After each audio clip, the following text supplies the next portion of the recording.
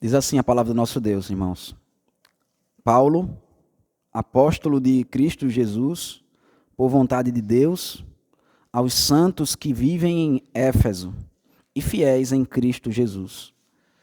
Graça a vós outros e paz da parte de Deus, nosso Pai, e do Senhor Jesus Cristo. Amém, irmãos. Vamos orar, pedir para que Deus abençoe a meditação da sua palavra. Senhor Deus, Pai, nós buscamos a Tua presença, Senhor, porque somos necessitados de Ti, Senhor, como acabamos de cantar, Pai. Meu Deus, não temos poder suficiente, meu Deus, para vencer as lutas dessa vida, meu Pai. Mas precisamos que o Senhor, Pai, a Tua salvação, o Senhor opere em nossas vidas, Pai, em nossos corações. E dia após dia, Senhor, precisamos que o Senhor nos dê a clareza, Pai, para que possamos viver de acordo com a Tua santa palavra. Teu Espírito Santo possa agir, Pai, em nossa vida e nossos corações, meu Deus, atuando para que nós, meu Deus, digamos não para o pecado e possamos nos conformar à Tua santa vontade, meu Deus, que é boa, que é perfeita, que é agradável, Deus. Que o Senhor possa abençoar, meu Pai, que através dessa carta, meu Pai, que o apóstolo Paulo escreveu, que o Senhor, Pai, escreveu através do apóstolo, o Senhor possa abençoar, meu Deus, nossas vidas, nós possamos entender, meu Deus, a Tua vontade e assim nós possamos, Deus, viver em novidade de vida, Senhor. Tem misericórdia de nós, Pai. Em nome do Teu Filho amado Jesus, que nós oramos. Amém. Irmãos, a gente tem alguns tipos de trecho da Bíblia que a gente passa despercebido, que a gente não dá a devida atenção. Certamente um deles é a genealogia. A gente vê uma genealogia, a gente parece que corre, a gente quer passar, a gente quer mudar, quer ler outra coisa, como se ali não tivesse nenhum ensinamento da parte de Deus. Quando na verdade é um texto muito rico que Deus escreveu para que a gente possa ser edificado, a gente possa aprender através daquela genealogia que foi escrita. Outro texto, talvez, que também a gente possa passar despercebido, outro tipo de texto, são as saudações, são as introduções que os apóstolos eles colocam nas suas cartas. Por exemplo, esse texto que nós lemos, esses dois pequenos versículos da palavra de Deus. Sendo que há tanto conteúdo aqui, irmãos, há tanto que a gente poderia passar a vida toda meditando simplesmente nesses dois versículos aqui. Se a gente fosse de fato refletir de modo profundo o quanto que cada palavra que é usada, irmãos, foi inspirada pelo próprio Deus. A gente passa muito tempo da nossa vida, da nossa semana, talvez, ouvindo palavras dos homens, às vezes tantas besteiras, tantas coisas que nos prejudicam ou coisas que simplesmente não edificam. Mas cada palavra, irmãos, que está contida na palavra de Deus, ela foi inspirada por Deus para que eu e você, a gente pudesse receber edificação, a gente pudesse ser encorajados por ela. E não é diferente quando a gente para meditar a respeito de uma saudação, de uma carta. Se a gente parar para pensar, irmãos, na primeira palavra dessa carta, Paulo, quem é esse Paulo? Quem é esse homem? Só pensar a respeito disso, irmãos, e da transformação que Deus fez em sua vida, é algo profundo e maravilhoso. Porque a gente está falando a respeito do maior de todos os apóstolos, daquele que mais trabalhou pelo reino de Deus. E ao mesmo tempo, ele era aquele que antes de ser chamado para ser apóstolo, era o que estava mais distante de Deus. E esse homem que estava tão distante de Deus, ele foi usado por Deus para que toda a igreja pudesse ser abençoada. E através de tantas dificuldades, irmãos, tantas adversidades que ele precisou passar, para que eu e você, a gente pudesse ser abençoado por ele, por Deus através dele. Se a gente parar para pensar, essa carta, irmãos, aos Efésios, ela foi escrita na prisão. O apóstolo Paulo vai falar, lá no capítulo 4, que ele estava preso quando ele estava escrevendo essa carta. Imagina, se a gente parasse para pensar, era um homem que ele perseguia os cristãos e colocava os cristãos na cadeia quando não os matava. E agora ele escrevendo essa carta aqui para a gente. Ele está preso justamente por conta do evangelho que ele perseguia. Justamente por conta daquele evangelho que ele achava que era uma blasfêmia contra Deus. Porque como pode ser que estão dizendo que esse homem aí, esse Jesus Cristo, esse blasfemo, esse enganador, ele é o próprio Deus, ele é o Filho de Deus, ele é o Messias escolhido. Então ele se levantou, pelo zelo que ele tinha por Deus e pela religião judaica, ele se levantou para perseguir todos aqueles que ficavam falando que Jesus Cristo era Senhor. E ele fazia isso, irmãos, com muita convicção. Ele dedicava a sua vida a isso. A gente vai ver na escola dominical, que ele até mesmo, quando ia viajar, ele ficava pensando, será que pode ser que eu encontre um cristão no caminho, então já quero autorização, porque se eu encontrar algum cristão no caminho, eu vou querer matá-lo, eu vou querer prendê-lo. E a gente vê que esse homem, foi um homem que foi transformado por Deus, para que ele fosse o homem que foi usado para sofrer pelo Evangelho. Essas foram as palavras que Deus usou quando foi falar no momento da sua conversão. Importa mostrar para ele o quanto que é maravilhoso sofrer pelo Evangelho. E a gente vê então, irmãos, que o apóstolo Paulo foi preso e ele escreveu 4 cartas, né, quando ele estava na prisão, tanto essa carta aos Efésios, como Colossenses, como Filemon também, ele escreveu quando ele estava preso, né? Então foram algumas cartas que ele escreveu quando ele estava nesse momento aprisionado. E a gente pode parar para pensar, né, que lógica faz, que sentido faz Deus ele permitir que o homem que estava mais proclamando o evangelho ali, que estava sendo mais bênção para a igreja, ele ser o homem que agora vai ficar preso. E a gente poderia pensar, né, que perda de tempo para Deus deixar o homem que mais está abençoando a igreja preso. Sendo que foi justamente a prisão dele, irmãos, que possibilitou que essa carta aqui fosse escrita. Senão, possivelmente, ele ia preferir fazer uma visita lá à igreja e dizer aquilo que ele queria, e nós não íamos ter um registro disso. Nós não seríamos abençoados por isso. Então, nós vemos que mesmo na providência de Deus, mesmo quando os seus servos, mesmo quando nós, irmãos, nós sofremos, Deus está produzindo algo bom, algo maravilhoso, que talvez a gente não tenha nem noção do quanto que Deus pode fazer através da nossa dor, das nossas lutas, dos nossos sofrimentos. Então, o Senhor, ele abençoa o apóstolo Paulo e a mim e a você, através da prisão dele. E veio ele diz que ele é Paulo, apóstolo de Cristo Jesus. Esse homem que era um homem que perseguia a Cristo. Jesus encontrou com ele e disse, Paulo, Paulo, Saulo, Saulo, por que me persegues? E ele disse, agora que ele é apóstolo desse homem. Deixou de perseguir a Cristo para agora ser um apóstolo, ou seja, a palavra apóstolo significa um enviado. Mas mais especificamente, quando a palavra apóstolo é usada no sentido de se referindo a Paulo e aos outros 12 apóstolos, significa que eles têm uma autoridade específica para eles serem o fundamento da igreja. No caso, a própria carta de Efésios, mais na frente nós veremos que diz que os apóstolos e os profetas são o fundamento da igreja. Ou seja, o Antigo e o Novo Testamento, eles foram usados para ser estabelecido como uma carta, como mensagem da parte de Deus através desses homens que ele separou com esse motivo específico. O apóstolo Paulo, assim como os outros, eles foram chamados para serem o fundamento da igreja. E o fundamento, irmãos, só pode ser lançado uma vez. A gente não fica lançando vários fundamentos na casa, a gente lança apenas um fundamento na casa. E o fundamento justamente eram os apóstolos, eles eram o fundamento da igreja. Então por isso que é estranho quando a gente escuta hoje homens falando que são apóstolos, se eles querem com isso dizer que eles têm autoridade, apostólica, porque na verdade apenas esses 12 homens e o apóstolo Paulo é que tem essa autoridade específica. Na verdade, a Bíblia ela usa a palavra apóstolo pelo menos de 3 formas específicas. No livro de Hebreus vai falar a respeito de Jesus como sendo o apóstolo e sumo sacerdote da nossa fé. Ou seja, está dizendo que ele, de modo específico, exclusivo, ele foi enviado por Deus a esse mundo para que a nossa fé fosse fundamentada nele. A palavra apóstolo, como eu disse, também pode ser usada para falar a respeito de uma pessoa enviada, de modo geral. Na própria Bíblia, no livro de Atos, quando alguns homens são enviados com uma carta dizendo as decisões que a igreja tinha tomado em Jerusalém, eles são chamados de apóstolos, mas porque eles ali estão com aquela carta que representa a mensagem de Deus para a sua igreja. E também a outra forma que apóstolo é usada em relação a Paulo e aos outros dos 12 apóstolos. E a gente vê que ele foi chamado para um cargo muito específico. Em 1 Coríntios ele vai dizer, olha, eu tenho visto, é como se Deus ele tivesse nos colocado como um espetáculo. Ele disse, Deus colocou nós, os apóstolos, como se a gente estivesse num espetáculo, para que através do nosso sofrimento, através das nossas lutas e das nossas aflições, o nome de Cristo seja glorificado.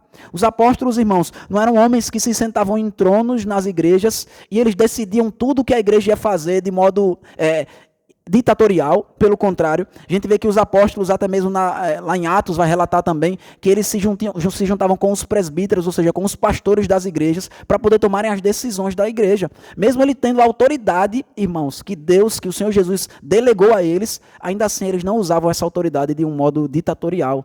Eles abençoavam a igreja. Eles aprenderam com o Senhor Jesus que quem quer ser o maior, que se a gente tem um cargo, se a gente tem algo em nós, é para que isso seja usado para o serviço do povo de Deus. Jesus ele diz, eu não vim para ser servido, eu vim para servir e dar a minha vida em resgate de muitos. Da mesma forma, irmãos, o apóstolo Paulo, E da mesma forma, qualquer outra autoridade que Deus colocou em qualquer homem, em qualquer pessoa nesse mundo, foi para que ela fosse usada para a glória de Deus no serviço, em especial no serviço dos seus, no serviço da igreja do Senhor, irmãos. E essa carta, irmãos, ele faz questão de dizer que ele é apóstolo, não é por uma convicção pessoal dele, não foi ele quem decidiu ser apóstolo. Ele diz, por vontade de Deus, ou seja, foi pela vontade de Deus que ele se tornou um apóstolo. Não foi algo da cabeça dele, não foi o que ele criou. Ele disse, agora eu vou ser apóstolo. Não, irmãos, o Senhor Jesus o chamou especificamente para isso. E é muito importante, irmãos, que eu e você, a gente saiba para o que Deus nos chamou. Se eu e você a gente não souber por que Deus nos chamou e para o que Deus nos chamou, a gente vai ficar perdido aqui nessa vida. Sempre em meio às dificuldades, em meio às decisões que a gente tem que tomar, a gente vai ser tentado a acovardar, a não fazer a vontade de Deus. Se eu e você a gente não sabe exatamente aquilo que Deus quer que nós façamos. Por exemplo, eu lembro que uma vez uma senhora ela veio me falar, me perguntar se era a vontade de Deus que ela tivesse casado com o marido dela, né? Se a vontade de Deus é que ela continue casada com seu marido. Eu digo, olha, veja só, a Bíblia fala que Deus odeia o divórcio, ou seja, então a vontade de Deus, que a sua palavra está dizendo que Ele não quer que você se divorcie do seu marido, né? A não ser que esteja acontecendo algo que a palavra de Deus diz que é uma justificativa para que o divórcio aconteça. A regra é que os maridos e as esposas, eles permaneçam casados. Então, quando a gente está enfrentando dificuldade no casamento, irmãos, o divórcio não deve ser uma opção, não deve ser a primeira coisa que a gente pensa, pelo contrário. A gente deve querer lutar e desejar fazer com que Deus transforme a nossa vida. E a gente deve, então, buscar para que isso aconteça. Da mesma forma, irmãos, em qualquer outra área da nossa vida, se eu e você a gente não tem convicção do que Deus quer que a gente faça, de como Deus quer que nós vivamos, então a gente vai ser tentado a se desviar do caminho que Deus quer que nós vivamos. Por exemplo, aqui nessa carta, ainda nesse versículo aqui, Deus ele fala qual é a vontade dele para a minha vida e para a sua vida. Veja, essa carta foi escrita para a igreja de Éfeso. E ele fala, então, o que Deus espera de uma igreja, ou como os membros de uma igreja eles devem ser. Ele diz, aos santos que vivem em Éfeso, fiéis em Cristo Jesus. Então veja, o apóstolo Paulo está dizendo aqui, Deus ele está falando para a gente que a vontade dele é que todos aqueles a quem ele chamou para pertencerem a ele sejam fiéis e sejam santos. A gente não pode achar, irmãos, que viver em santidade de vida, ou seja, você buscar uma pureza na sua vida, você buscar fazer com que sua vida agrade a Deus em todas as coisas, isso é algo que Deus separou para um tipo de pessoa específico. Né? Por exemplo, a Igreja Católica, ela diz que apenas o clero da igreja, ou seja, a liderança da igreja, é que tem um dever moral de viver uma vida mais regrada e que as outras pessoas elas podem viver uma vida mais solta. Né? Por isso que a gente vê os monges, eles se afastavam porque eles queriam ter uma vida mais consagrada a Deus. Mas isso não era uma obrigação para todas as pessoas. Quando, na verdade, irmãos, a palavra de Deus ela fala que todos nós devemos ser santos. Que santos não são homens, que eles vão realizar milagres, que eles fazem coisas extraordinárias e que porquanto eles devem ser venerados por nós. A gente está vendo aqui claramente, irmãos, a palavra de Deus definindo o que é santo, dizendo que todo membro da igreja ele deve ser santo. Ou seja, a carta está dirigida a quem? Aos santos, a igreja que está na igreja de Éfeso, na cidade de Éfeso. Então, irmãos, todos nós devemos ser santos.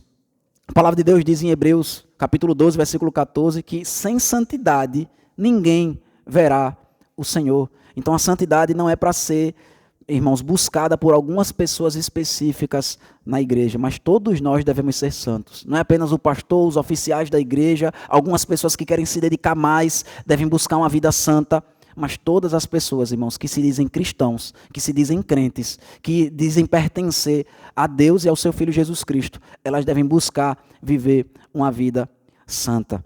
Porque, como nós veremos, irmãos, a carta aos Efésios, ela foi uma carta maravilhosa, irmãos, escrita pelo apóstolo Paulo, uma das cartas mais gloriosas, né? Tem pastores estudiosos, teólogos que falam que se a gente perdesse a Bíblia toda e a gente ficasse apenas com essa carta aqui dos Efésios, a gente ia ter um conteúdo exaltadíssimo a respeito de Deus, a respeito da sua igreja e da sua vontade para o seu povo. Porque, de fato, essa carta ela fala a respeito de todos os assuntos, ela fala a respeito de muitos assuntos. Mas, principalmente, sem sombra de dúvidas, o assunto principal dessa carta é a glória de Deus revelada através do seu povo. É a glória de Deus revelada através da igreja.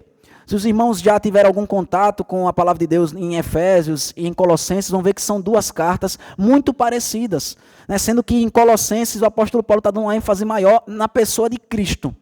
E em Efésios ele vai dar uma ênfase maior no povo, no corpo, na igreja do Senhor. Ou seja, Colossenses está falando a respeito mais do cabeça, e Efésios está falando mais a respeito do corpo, de como deve ser a igreja do Senhor, como deve ser o corpo, como o corpo de Cristo ele vai viver, vai se manifestar aqui nesse mundo.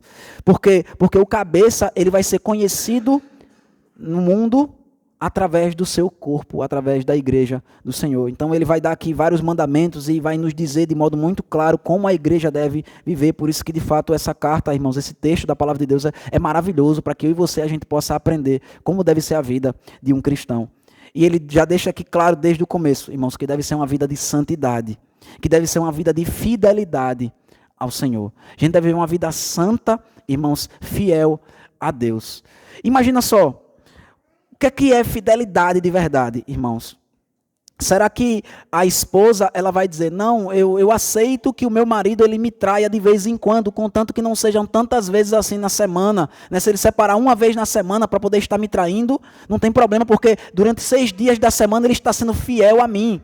É óbvio, irmãos, que ninguém vai pensar dessa forma. Da mesma forma, irmãos, se nós somos fiéis a Deus, se nós somos fiéis em Cristo Jesus, então toda a nossa vida, irmãos, deve ser vivida demonstrando essa fidelidade. Ou seja, nós devemos buscar conhecer o nosso Senhor e buscar conhecer a vontade do Senhor na nossa vida em todas as áreas. Porque eu e você, a gente não pode ser fiel a Deus em algumas coisas, em outras coisas a gente desprezar a vontade de Deus, ou o que Deus quer que a gente faça, ou como Deus quer que a gente viva. A gente precisa em todas as coisas, irmãos, buscar saber a vontade do nosso Deus. E infelizmente, irmãos, se tem uma coisa que nós, como igreja do Senhor, infelizmente, temos sido especialistas, é em não sermos fiéis a Cristo Jesus. A gente muitas vezes, irmãos, tem uma preocupação em agradar aos homens, em agradar aos irmãos da igreja, em agradar as pessoas que estão à nossa volta, muito mais do que em sermos fiéis a Cristo Jesus. A gente está disposto, irmãos, a negociar alguns mandamentos de Deus, se as pessoas que estiverem à nossa volta, elas não estiverem tão preocupadas, investigando e olhando isso nas nossas vidas. Mas aquelas coisas que as pessoas olham logo e querem ver em nós aí fazemos questão de esconder o nosso pecado nessas áreas. Aí nessas coisas, nós fazemos questões de ser fiéis a Cristo Jesus, sendo que nós não estamos sendo fiéis a Cristo, irmãos, se não somos fiéis a Ele completamente. Nós não estamos sendo fiéis a Cristo se nós só estamos buscando a Ele ou obedecendo a Ele nas coisas que as pessoas apenas esperam de nós. Eu e você, a gente precisa viver uma vida consagrada ao Senhor, irmãos. É isso justamente que significa a palavra santo. A palavra santo significa separado, significa uma coisa que ela não vai ser mais usada para fazer qualquer coisa. Ela só vai ser usada agora para a glória de Deus. Era assim que a palavra era usada no Antigo Testamento. A palavra santo, você escrevia santidade ao Senhor nos móveis e nas coisas que seriam usadas agora única e exclusivamente para adoração a Deus. Então você não podia mais usar aquelas coisas para fazer qualquer outra coisa. No Antigo Testamento, irmãos, fala a respeito até de um cheiro específico, um perfume que você não poderia fazer na sua casa, porque ele só era para ser usado no templo. Ou seja, você só deveria sentir aquele cheiro. Era o cheiro que o sumo sacerdote deveria sentir quando ele entrasse no templo. E está lá a receita, se assim eu puder dizer, de como que era o perfume. Mas ninguém poderia fazê-lo, irmãos. Porque aquele perfume, aquele tipo de perfume, só era para ser usado para adoração ao Senhor.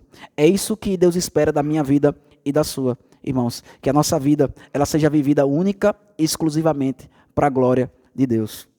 E com isso eu não quero dizer que a gente deve passar, irmãos, 7 dias na semana na igreja. Que a gente vai viver única e exclusivamente para a igreja. Não, irmãos, eu disse única e exclusivamente para a glória de Deus. Porque Deus e a sua vontade, ela atinge todas as áreas da nossa vida. Como nós veremos aqui em Efésios, Deus ele vai dar a instrução de como deve funcionar uma família, o casamento, o marido e a esposa, como deve ser a criação dos filhos. Vai falar também como deve ser a relação entre patrão e empregados no trabalho. A palavra de Deus aqui vai dizer, irmãos, a respeito de tantas áreas da nossa vida. Ou seja, não é... Buscar a Deus, irmãos, não é simplesmente você ter uma vida dedicada à igreja. É óbvio, como nós veremos, a igreja, irmãos, ela tem um local especial aos olhos do nosso Deus, que é outro extremo, né? Existe um extremo onde as pessoas querem achar que se elas estiverem se dedicando à igreja, elas estão necessariamente se dedicando a Deus. E tem outro extremo das pessoas que acham que não precisam da igreja, que não precisam buscar a Deus reunido com outras pessoas, de acordo com a palavra de Deus, da forma que Deus manda, porque elas são verdadeiros adoradores, só elas em suas casas, quando isso também é pecado.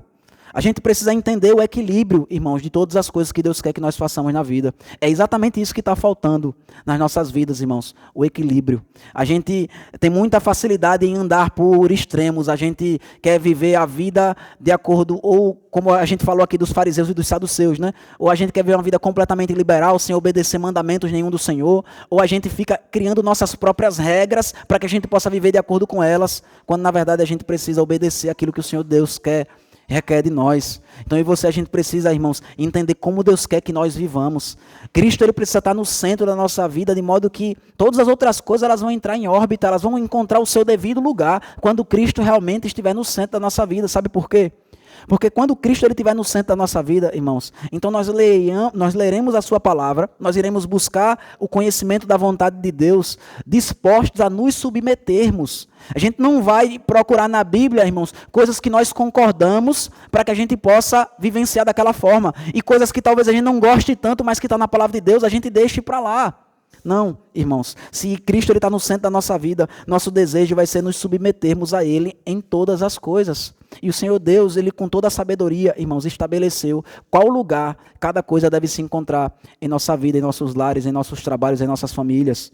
E aí, então, se Cristo estiver no centro da nossa vida, irmãos, é a única forma da gente viver uma vida saudável. Ou seja, ser um santo e ser fiel a Cristo Jesus é algo que requer tudo de nós, mas ao mesmo tempo é algo que vai dar para nós a única vida que vale a pena, a única vida que faz sentido ser vivida. Veja, irmãos, ele diz então que ele é o apóstolo de Cristo Jesus, pela vontade de Deus, e que ele escreveu essa carta a esses santos e fiéis em Cristo Jesus que habitam nessa cidade específica, em Éfeso. Mas provavelmente, irmãos, a ideia do apóstolo Paulo, quando ele escreve essa carta, não era escrever apenas para essa igreja que funcionava nessa cidade. Por quê? A gente pode perceber isso. Porque em todas as cartas que o apóstolo Paulo escreve, geralmente ele é muito mais pessoal em relação a demonstrar uma intimidade, um relacionamento com as pessoas daquela igreja, mais do que ele demonstra na igreja de Éfeso. A gente vê que geralmente nas igrejas, no final das cartas, ele diz, olha, eu saúdo fulano, cicrano, beltrano, e ele fala uma lista enorme de várias pessoas que ele conhece na igreja e que ele está ali, então, demonstrando que está tendo alguma lembrança por aquelas pessoas. Sendo que, irmãos, se a gente for ler o livro de Atos, a gente vai ver que a igreja de Éfeso foi uma das igrejas que o apóstolo Paulo mais passou tempo. E essa carta talvez seja uma das cartas mais impessoais de todas que ele escreveu. Então a gente não tem como entender que ele escreveu essa carta apenas para essa igreja. Éfeso era a cidade maior da região ali da Ásia Menor, era a cidade que tinha mais ou menos uns 200 mil habitantes. Então quando ele escreveu essa carta, né, isso era uma cidade gigante naquela época.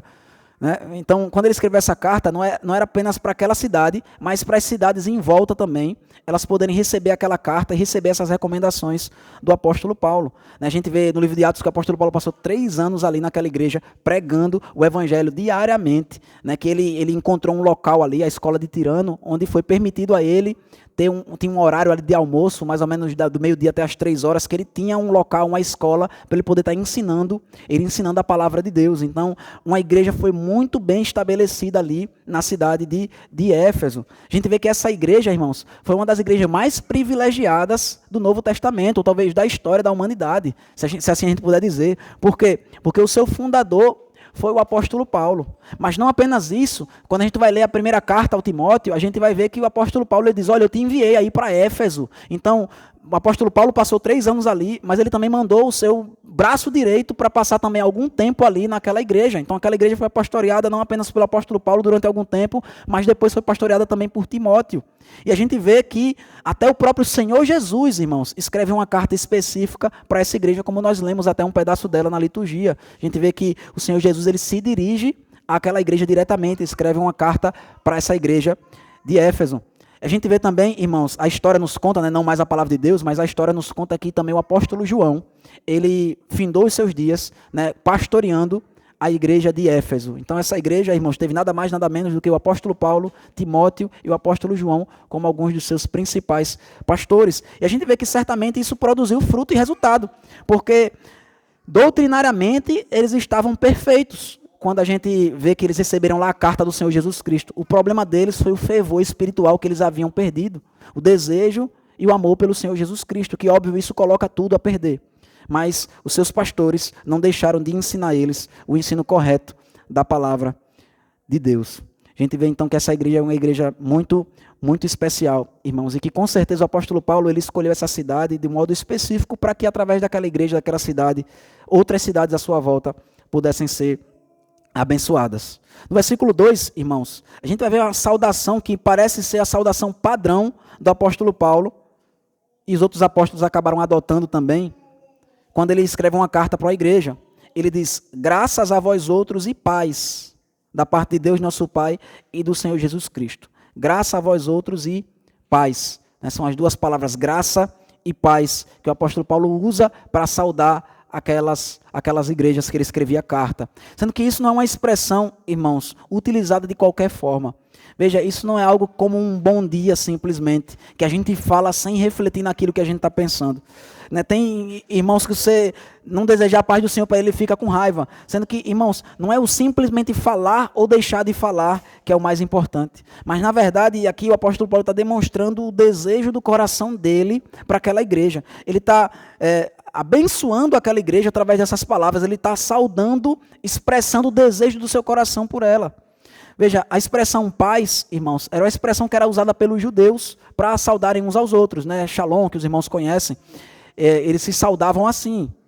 E a expressão graça, irmãos, era a expressão que os gentios, ou seja, os outros povos, os romanos em especial, eles usavam para se saudar. Então, quando o apóstolo Paulo, irmãos, ele pega tanto a paz dos judeus como a graça dos gentios, ele une nessa expressão de graça e paz, ele já está dando um gostinho daquilo que ele espera da igreja, de como ele quer que a igreja viva em unidade, em união. Veja que a igreja deve estar unida, tanto os judeus como aqueles que não são judeus, ou seja, os gentios, eles devem estar unidos no mesmo Senhor, no Senhor Jesus Cristo, que é justamente isso que ele vai falar ao longo de toda a carta. Ele vai falar a respeito da unidade da igreja, é um tema dos mais importantes aqui, que a gente vai ver na carta aos Efésios. Mas não apenas, irmãos, juntando duas palavras para satisfazer dois povos diferentes, porque a graça e a paz, irmãos, eles são talvez um ótimo resumo, talvez um dos melhores resumos do evangelho do Senhor Jesus Cristo para nós. Porque a graça, irmãos, é o fundamento do evangelho. Ou seja, por que é que nós somos salvos, irmãos? Por que é que Deus não permitiu que todos nós fôssemos condenados ao inferno? E a resposta é por conta da sua graça, porque Ele graciosamente Ele quis nos salvar. Se a gente for lá em Romanos, no capítulo 3, é interessante a forma que o apóstolo Paulo coloca isso. Ele diz, olha, e gratuitamente por sua graça, Ele nos salva. Ou seja, Ele quer enfatizar que o motivo pelo qual Deus nos salva, irmãos, não pode ser encontrado em nós. Não é porque uns são melhores do que os outros, mas porque Deus age com graça. Porque Deus, que é misericordioso, irmãos, Ele derrama o seu favor imerecido, como o nome já está dizendo. Pessoas que não merecem, elas são transformadas para que Deus possa ser glorificado. Veja, é assim que Deus ele encontra a maior glória aqui nesse mundo, irmãos. Deus ele escolheu ser mais glorificado do que em qualquer outra coisa nesse mundo, quando pecadores são salvos. Quando a sua graça é derramada por aqueles que não mereciam. Mas agora, por conta do que Cristo fez na cruz, eles podem receber o pleno perdão da parte de Deus. A gente pode ver isso, irmãos, durante toda a Bíblia, mas principalmente no Novo Testamento. O Evangelho de Lucas, principalmente, ele vai falar o tempo todo que tem festa no céu, né, quando um pecador se arrepende dos seus pecados. Ele disse que o Filho do Homem veio aqui para buscar e salvar aquele que se havia perdido. Ou seja, a graça de Deus ela é manifestada de modo glorioso, irmãos, quando todo tipo de pessoas, ou seja, judeus, aqueles mais religiosos que buscavam a Deus talvez desde a sua infância, e gentios, aqueles que mais estavam afastados do Senhor, todos eles sem discriminação da sua raça, da sua origem, eles podem ser alcançados, porque nenhum deles merece a salvação. Não é porque nós vivemos uma vida religiosa, irmãos, que nós merecemos ser salvos. Não é porque nós estamos afastados do Senhor e nunca frequentamos uma igreja que não podemos ser salvos. Porque o que salva o homem, irmãos, não é a sua religiosidade, mas é a graça de Deus. Obviamente, como nós já falamos aqui, depois que somos salvos, a transformação que o Deus opera em nós vai fazer com que nós vivamos uma vida em santidade para Ele. Nós vamos querer viver uma vida em fidelidade a Ele, irmãos. Mas Deus ele pode nos salvar do maior tremendal de lama, do maior fundo do poço do pecado que nós possamos nos encontrar. O Evangelho, o sangue do Senhor Jesus Cristo é poderoso para salvar. Por quê? Porque a fonte do Evangelho é a graça, irmãos. Essa é a maravilhosa notícia do Evangelho. É que se a fonte é a graça, irmãos, ou seja, se a fonte é o não merecimento, então todos nós, igualmente, podemos ser alvo dessa graça. Aqueles a quem o Senhor conceder essa graça, irmãos, eles serão salvos. Ou seja, a quem Deus concede esse favor tão maravilhoso, irmãos, de poderem se encontrar com Jesus Cristo, de poderem ter os seus olhos abertos para entender que, irmãos, essa cidade aqui, ela vivia uma vida de idolatria, a cidade de Éfeso. Eles viviam na bruxaria. Se a gente for ler com calma o livro de Atos, vai ver que quando o apóstolo Paulo foi lá, teve a maior confusão do mundo. Porque quando o apóstolo Paulo pregou o evangelho, aquelas pessoas foram se convertendo, que elas iam abandonando a bruxaria, de modo que a economia da cidade estava se acabando, porque a economia deles era baseada na religiosidade deles, no paganismo deles. Eles tinham lá uma das 7 maravilhas do mundo antigo, que era o templo da deusa Diana, onde muita gente ia de várias partes do mundo para poder adorar aquela deusa, para poder ver aquela beleza de templo, um templo bonito, maravilhoso. E aí então o apóstolo Paulo, o Senhor Jesus, através do evangelho pregado pelo apóstolo Paulo, salvou e transformou tantas vidas lá, que os judeus e os ímpios ali, quando eles se reuniram para falar contra o apóstolo Paulo, eles dizem assim: esse homem ele vem virando o mundo de cabeça para baixo. Não apenas aqui na nossa cidade, mas aqui ele veio para perturbar até mesmo a nossa economia. A palavra de Deus fala que eles começaram a queimar os livros de bruxaria deles ali, e que muita quantidade de dinheiro foi desperdiçada, porque eles não quiseram nem mesmo vender, irmãos, aquilo que eles usavam para adorar os deuses falsos, para adorar demônios.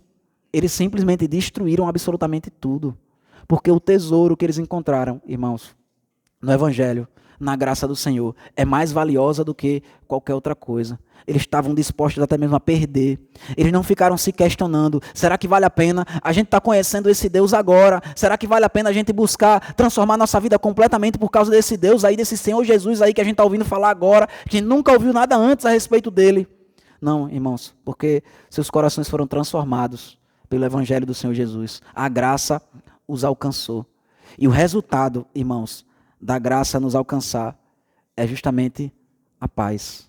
A gente pode ter paz com Deus. A graça é o fundamento, é a origem do Evangelho. E a paz é a consequência, o resultado do Evangelho. E quando a gente tem, irmãos, essa paz, que o Senhor Jesus ele disse: eu deixo-vos a minha paz vos dou, e não a dou como o mundo a dá. É uma paz diferenciada, irmãos, a paz que o nosso Deus pode nos dar. A paz que o Senhor Jesus ele nos dá, irmãos, não é simplesmente um momento tranquilo. Não é a gente conseguir ter um momento silencioso no nosso lar, a gente poder fazer uma viagem e ficarmos tranquilos ali, esquecermos da nossa vida, dos nossos problemas. Não, irmãos. A paz que o Senhor Jesus ele nos dá é uma paz que mesmo em meio aos problemas, que mesmo em meio às dificuldades, que em meio a tanta bagunça que muitas vezes se encontra na nossa vida, irmãos, essa é uma paz que faz com que eu e você, a gente possa perseverar firme. Porque você reconhece, você entende o Evangelho, você entende o tamanho do seu problema para com Deus. Você entende o quanto que você é pecador. Você entende a profundidade de onde Deus lhe tirou. Você entende o quanto você é imerecedor. Você entende o quanto que foi grandioso o que Deus deu por você. Você entende que o Filho de Deus, o próprio Filho de Deus, que morreu na cruz para pagar pelos seus pecados, ele que vale infinito, ele que nem todos os mundos, nem todo o universo que Deus criou, teria um valor sequer para chegar perto do valor do nosso Senhor Jesus Cristo, que é o próprio Criador. Você entende que isso foi dado por você, para que você pudesse ter essa plena paz com Deus. Então, você não vai querer que nada perturbe essa paz. Se essa paz é tão grande, irmãos, Se o que o Senhor Jesus fez por nós é tão maravilhoso, é tão grandioso, então nada deve ter o direito de perturbar essa paz. Eu e você, a gente deve buscar, irmãos, a vida cristã. Eu e você, nós, depois que nos convertemos, depois que entendemos o Evangelho, é buscarmos manter essa paz. Tanto manter ela dentro de nós, quando nós nos alimentamos da sua palavra e buscamos ter um relacionamento com Deus, de modo que as outras coisas não nos abalem, os problemas da vida, as dificuldades que certamente enfrentamos e enfrentaremos para sempre, enquanto estivermos aqui nesse mundo de pecado. Mas também uma paz externa, ou seja, essa paz que está dentro de você, ela vai se alargar para as pessoas que estão à sua volta. Você não vai querer ficar fazendo confusão com seus irmãos na igreja, com sua família em casa, por causa de coisas pequenas. Você vai querer proclamar o evangelho para aquelas pessoas que não têm a Cristo, para que elas também possam ser alvos dessa paz. Né? Por isso que o Senhor Jesus ele diz que bem-aventurados são os pacificadores. Então eu e você, irmãos, quando nós recebemos essa paz ela vai dominar a nossa vida. Ela vai fazer com que nós sejamos transformados de tal forma, irmãos, o evangelho do Senhor Jesus Cristo, fundamentado na graça e tendo como consequência a paz do nosso Senhor, do nosso Deus e Pai e do Senhor Jesus Cristo, vai transformar completamente a nossa vida. Amém, irmãos? Que Deus tenha misericórdia de nós, irmãos, e essa paz possa ser vivenciada em nossa igreja.